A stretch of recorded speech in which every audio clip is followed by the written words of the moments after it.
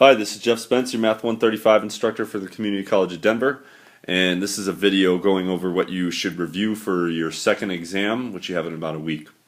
So just to let you know what this stuff is over, it's going to be week 5, 6, and 7 homework.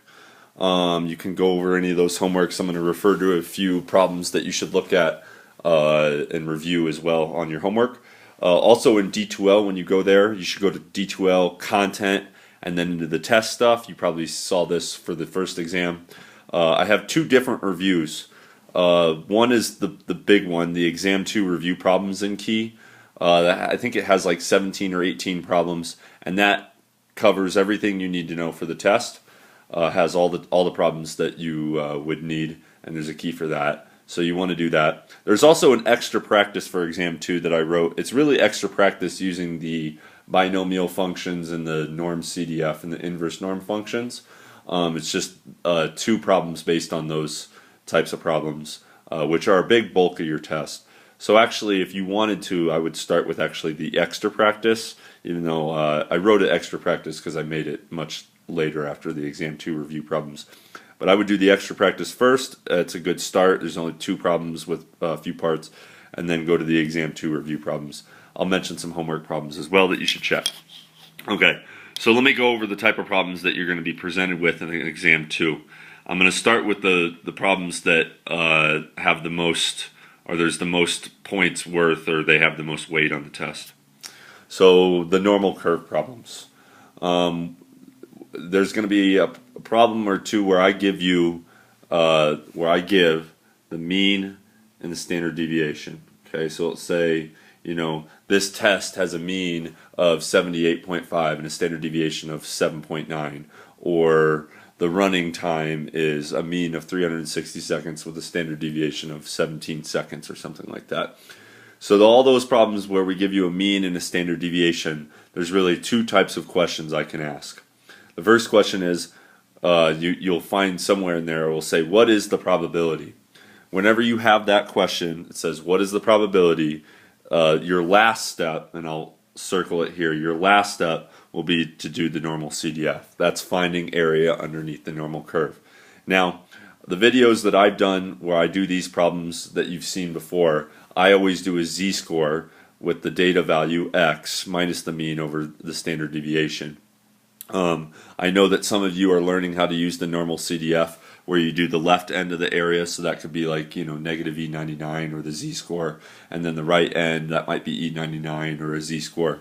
And then some of you know to enter 2 extra entries, the mean and the standard deviation. If you know how to do that, I'm not going to go over it, that's fine, but I've always done z-scores. So the left end and the right end are always a z-score in either E99, or if it's a between problem, I say, what's the probability that a student scores between 70 and 80? Then you do a z-score for 70, a z-score for 80, and you do the normal CDF from the left z-score to the right z-score to get your area / probability. So there'll be a lot of questions like that. The main thing is that if it says what is the probability, your last step will be to do the normal CDF. The other types of questions that we ask are the backwards type questions. It'll say like what score or time or value represents the 90th percentile, or what score represents the cutoff for the top 10% or the bottom 5% or whatever. Okay, so these are the inverse problems where you would do inverse norm and you tell the inverse norm function the area to the left. Now a percentile is a left area, but if I say top 10%, you don't do inverse norm of 0.10, you do inverse norm of 0.90. So look out for that. That'll give you a z, and then we have this formula here, the x equals mu plus z times sigma, to solve for your actual data value. The mean and the standard deviation were given at the top of the problem, and you're just using inverse norm to find z. Now remember, some of you know how to use inverse norm, giving the left area and then the mean and the standard deviation. That's okay if you know how to do that. Lastly, on these problems, the big thing you need to look out for, and I put it in red here, is that if there is a sample, okay, right here, if n equals, if you're able to identify a sample, they'll say like we randomly selected, or we sampled, or we observed the next 30 days or something like that, then you'll have an n. If that's the case, then we're talking about the distribution of sample means, which you've did homework on in week 7. If that's the case, then you need to do this formula here. The standard deviation of the sample means is the old standard deviation, which you have here, divided by the square root of n. This formula right here will be on your formula sheet as well, which will be stapled to the back of your exam. Look out for that, because if you do not adjust the standard deviation when you put it in the z-score or the normal CDF or down here in this formula or inverse norm, your answer will be wrong. Okay, so look out for that when you're doing the review. If there's a sample, you better use it, is my motto. Okay, so that summarizes the normal curve problems, or your bell curve problems, where I give you a mean and a standard deviation. Big part of the test.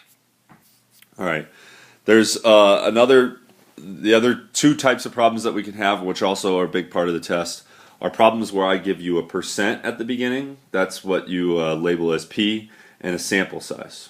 Okay, there's going to be two types of problems, but the more important one, and the one we spent more time on, are the binomial functions. Okay, so you'll see a problem like this on the review early on both reviews. If you do the exam 2 review set, it's problem number 3, and if you do the extra practice one, it's problem number 1, I believe. So we give you a percent at the beginning. We'll say, like, you know, the percent of trains showing up late is 11%. We're going to observe the next 50 trains, so you would know P and N.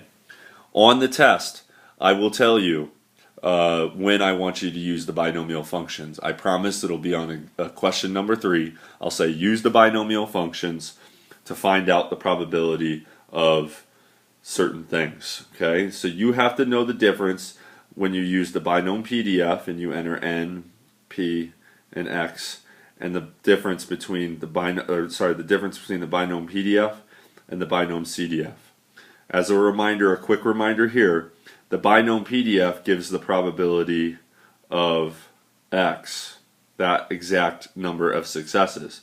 Binom CDF gives the probability from 0 to X. It's a cumulative probability, so it'll add up from 0 to X.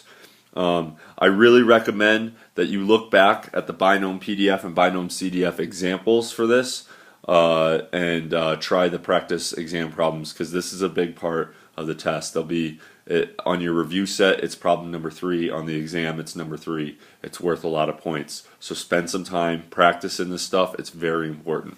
It's basically equal weight as the normal curve problems that I've described here. Okay. The other problem that you'll have, and this is newer, and you did this in week 7 homework, it was the last bit of the problems in week 7 homework, are p-hat problems, where we're actually coming up with a sample proportion. That's what p-hat is. It's the number of successes x over n.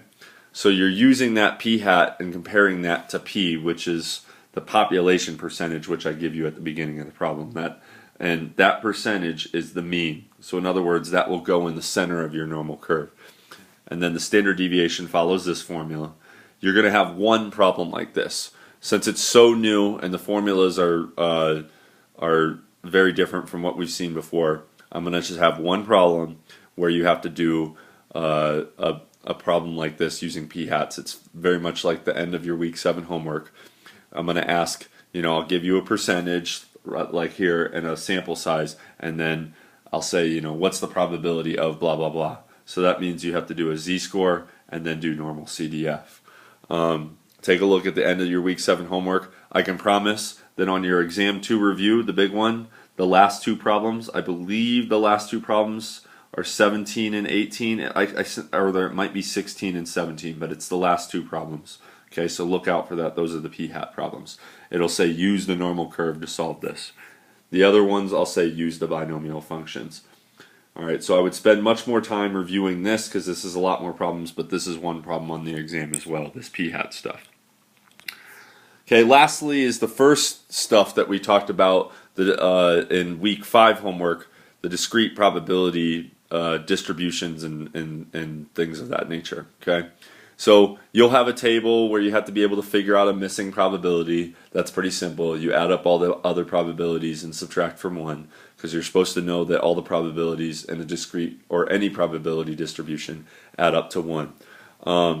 I looked back at some of your homework, and I found that a lot of the homework problems from 1 through 13 on week 5 would be good review if you want to look at that. Also, the exam 2 review problems 1 and 2 are also really good.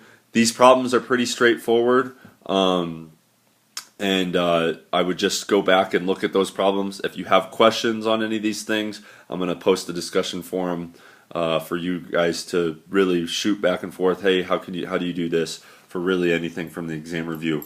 But definitely make sure you're looking at those 2 problems on the exam review. And if you want extra practice, look at your homework from week 5, problems 1 through 13.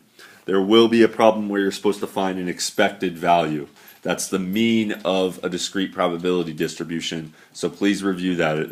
The later problems, I think it's like 11, 12, and 13 on your homework, where you were finding expected values. So you have to set up a table for a discrete probability distribution and then find the mean of that distribution. So please look at those problems and make sure that you've studied up plenty for this exam. It's a pretty important exam.